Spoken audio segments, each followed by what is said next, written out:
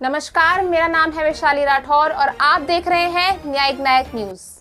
कौन संबंध बनाते थे उसको अपराध की श्रेणी में पहली बार नरेंद्र मोदी सरकार लाए। गैंग रेप के सभी मामलों में 20 साल की सजा या आजीवन कारावास का प्रावधान किया है, जो आज नहीं है। 18 वर्ष से कम आयु की बच्चियों के मामले में मृत्यु दंड का भी प्रावधान। मान्यवर, मॉब लिंचिंग का बड़ा शोर मचा है, हमने उसको केयरफुली करा है। मॉब लिंचिंग के लिए भी 7 साल आजीवन कारावास और मृत्युदंड तीनों का प्रोविजन कर हम प्रावधान मान्यवर लाए। स्नेचिंग के लिए चाहे मोबाइल का हो चाहे महिलाओं की चेन का हो, कोई प्रावधान नहीं था। बहुत सारे लोग छूट जाते थे क्योंकि वो चोरी भी नहीं होती थी, स्नेचिंग का प्रावधान भी नहीं था। अब स्नेचिंग का भी प्रावधान ले मान्यवर। एक 324 इसमें गंभीर चोट के कारण निष्क्रियता की स्थिति हो जाती थी। मानो कोई अपाहिज हो गया, ब्रेन डेड हो गया, मृत्यु नहीं हुई, पूरा पैर कट गया, हाथ कट गया, तो भी 7 साल की सजा थी। और किसी को थोड़ा लगा, रिपेयर होकर 1 सप्ताह में अस्पताल से बाहर आ गया, तो भी 7 साल। हमने दोनों को अलग कर दिया। हमेशा के लिए अपंगता अगर आती है या ब्रेन डेड होता है तो इसकी सजा को 10 साल या तो आजीवन कारावास में बदलना। बच्चों द्वारा अपराध करने वाले व्यक्ति के लिए, बच्चों के साथ अपराध करने वाले व्यक्ति के लिए सजा को बढ़ाया गया है, 7 से 10 साल किया गया है। पहले जुर्माना काफी कम था, अनेक प्रोविजन में जुर्माने को बढ़ाने का भी काम किया है। मान्यवर,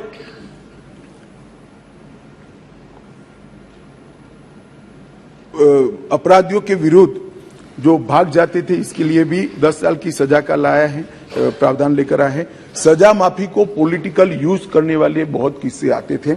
अब हमने कह दिया है कि अगर किसी को सजा माफ करनी है तो मृत्यु की सजा को आजीवन कारावास में बदल सकते हैं। आजीवन कारावास की सजा को 7 साल तक ही माफ कर सकते हैं। 7 साल के कारावास को 3 साल तक ही माफ कर सकते हैं। किसी भी गुनहगार को, अभी बिहार में कुछ मामले आए हैं सामने, इसी प्रकार से राजनीतिक रसूख वाले लोगों को छोड़ा नहीं जाएगा, उनको भी सजा भुगतनी पड़ेगी। इसका भी प्रावधान मान्यवर हम लेकर आए हैं। मान्यवर, राजद्रोह पर कि अंग्रेजों ने अपने शासन को बचाने के लिए एक कानून बना था। मैं इस सदन को कहना चाहता हूं, एक ऐतिहासिक निर्णय इस सरकार ने किया है। राजद्रोह को कंप्लीटली हम रिपील कर रहे हैं, कंप्लीटली। यहां लोकतंत्र है, सबको बोलने का अधिकार है। राजद्रोह को हम कंप्लीटली रिपील कर रहे हैं मान्यवर।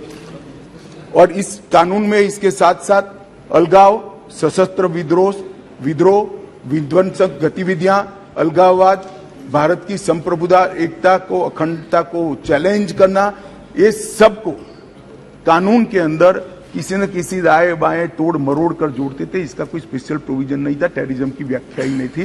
पहली बार अब इसकी व्याख्या हो रही है और जुड़ी संपत्ति को कुर्क करने का अधिकार भी। मान्यवर, जांच करने वाले पुलिस अधिकारी के संज्ञान पर कोर्ट इस पर ऑर्डर करेगा। कुर्की का ऑर्डर पुलिस अधिकारी नहीं कर पाएंगे, निर्णय नहीं कर पाएंगे, कोर्ट में सुनवाई के बाद होगा। मान्यवर, एक बहुत बड़ा ऐतिहासिक फैसला हमने किया है, अनुपस्थिति में ट्रायल। कई सारे केसों में दाऊद इब्राहिम वांटेड है, चले गए, देश छोड़कर भाग गए, आज उन पर ट्रायल नहीं होती। हमने तय किया है कि सेशन कोर्ट के जज ड्यू प्रोसीजर के बाद जिसको भगोड़ा घोषित करेंगे उसकी अनुपस्थिति में ट्रायल होगी और उनको सजा भी सुनाई। दुनिया में वो कहीं पर भी छिपके सजा सुनाई जाए।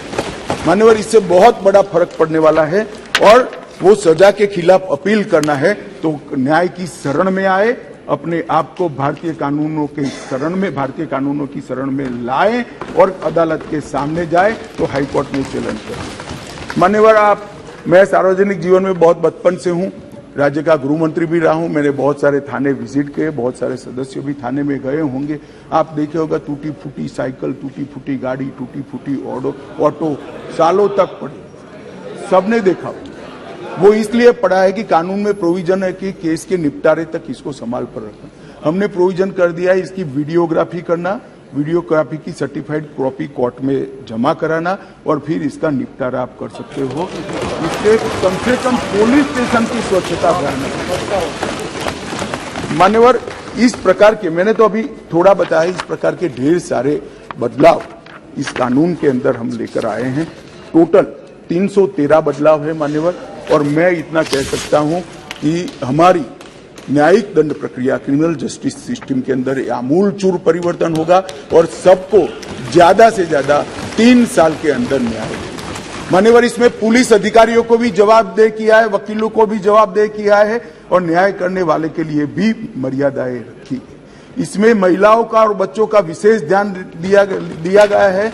अपराधियों को सजा हो इसकी चिंता की गई है और पुलिस अपने अधिकारों का दुरुपयोग न कर पाए, ऐसा भी है। इसके अंदर राजद्रोह जैसे कानूनों को एक और हम निरस्त कर रहे हैं, तो दूसरी ओर धोखा देकर महिला का शोषण करने वाले और मॉब लिंचिंग जैसे जघन्य अपराध करने वालों को दंडित करने का भी है। एक और हमने राजद्रोह को रिपील किया है, दूसरी ओर संगठित अपराध और टेररिज्म पर नकेल कसने का काम भी हमने किया है। मान्यवर, मैं मानता हूं कि तीनों संहिता अपने आप में संपूर्ण है, परिपूर्ण है, परंतु 1807, 1828, 88 और 1878 से कानून प्रचलन में कोई भी व्यक्ति, कोई भी डिपार्टमेंट या कोई भी व्यक्तियों का समूह इसको कंप्लीट नहीं कर सकता। इसलिए मैंने निर्णय किया है मान्यवर कि इस कानून को मैं स्टैंडिंग कमेटी को, गृह विभाग की स्टैंडिंग कमेटी को देना चाहता हूं, जिससे पक्ष विपक्ष सभी संसद सभ्य इस पर अपना, काफी संसद सभ्यों ने दिया है, परंतु इस पर काफी अच्छी सोच विचार हो। इस पर बार काउंसिल भी चर्चा करे, बार एसोसिएशन भी चर्चा करे, कुछ रिटायर्ड न्यायिक अधिकारी भी चिंता करें और हम लॉ कमीशन को भी भेजेंगे, लॉ कमीशन भी अपनी टिप्पणियां दे। तो कुल मिलाकर ये सब आने के बाद ये विधेयक को उचित परिवर्तन करने के बाद मैं फिर से इस सदन के लिए आऊंगा।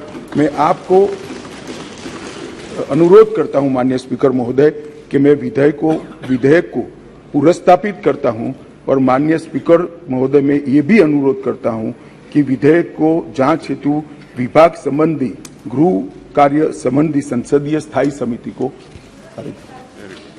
एक मिनट, प्रश्न ये कि विधेयक को पुनर्स्थापित करने की अनुमति प्रदान की जाए। जो सदस्य इसके पक्ष में हाँ कहें, जो सदस्य विरोध में ना कहें। मेरे विचार में निर्णय हाँ वालों के पक्ष में, हाँ वालों के पक्ष में। माननीय मंत्री विधेयक को पुनर्स्थापित करें। माननीय मंत्री जी।